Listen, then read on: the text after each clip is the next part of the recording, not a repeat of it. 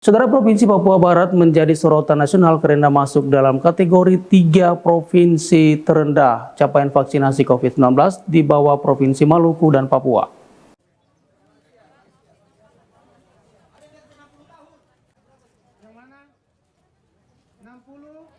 Walau status pandemi COVID-19 telah diubah menjadi endemi, namun pemerintah pusat dalam arahan kepada seluruh pemerintah daerah agar tetap memberi perhatian khusus bagi penanganan COVID-19 yang masih saja menimbulkan korban kematian.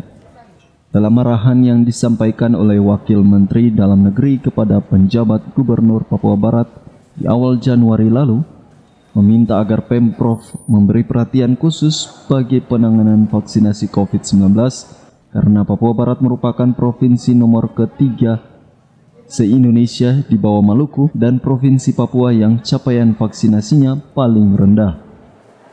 Kita tetap diperintahkan untuk memprioritaskan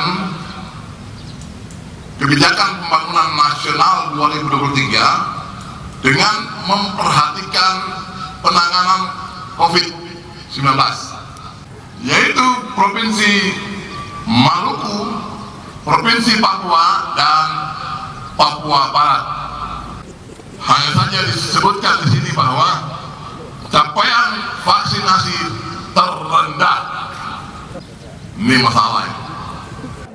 Gugus Tugas Penanganan COVID-19 Provinsi Papua Barat melalui juru bicaranya mengatakan masih rendahnya capaian vaksinasi di Provinsi Papua Barat menandakan harus diambil kebijakan atau upaya lain agar warga masyarakat khususnya di beberapa kabupaten seperti Pegunungan Arfak dan Manokwari Selatan yang capaian vaksinasinya masih sangat rendah dapat mengerti arti penting vaksinasi sehingga secara sukarela mau divaksin.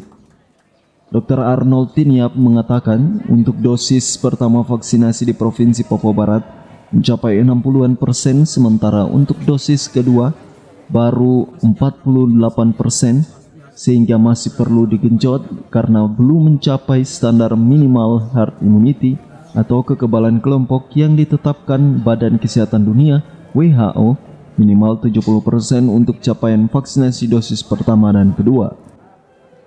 Dr. Arnold Tiniap mengatakan seharusnya masyarakat mau divaksin karena vaksinasi bukan upaya pengobatan namun merupakan upaya preventif untuk mencegah dampak serius jika ada warga yang terpapar COVID-19 tidak akan berdampak serius pada tubuhnya.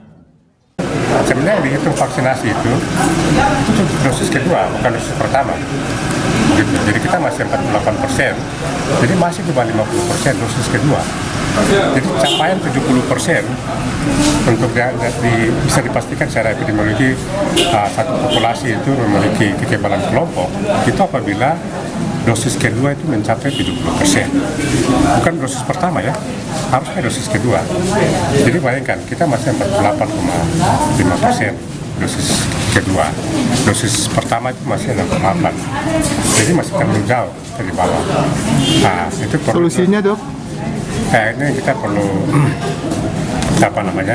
tadi seperti yang penekanan Pak Gubernur untuk para kepala daerah, kita perlu mungkin mencari solusi yang lain ya, karena ini kan banyak hal terkait sini mengenai kepercayaan ya kan, terus kemudian hal-hal yang lain yang mungkin pemahaman masyarakat bahwa kita ini aman-aman saja, tidak sakit ya. Kan vaksinasi kan itu upaya preventif, bukan upaya pengobatan. Kalau kita belum sakit bersyukur dan kita lakukan vaksinasi untuk mencegah supaya kita tidak sakit, bukan kita tunggu sakit dulu gitu. Dimana namanya vaksinasi itu upaya pencegahan.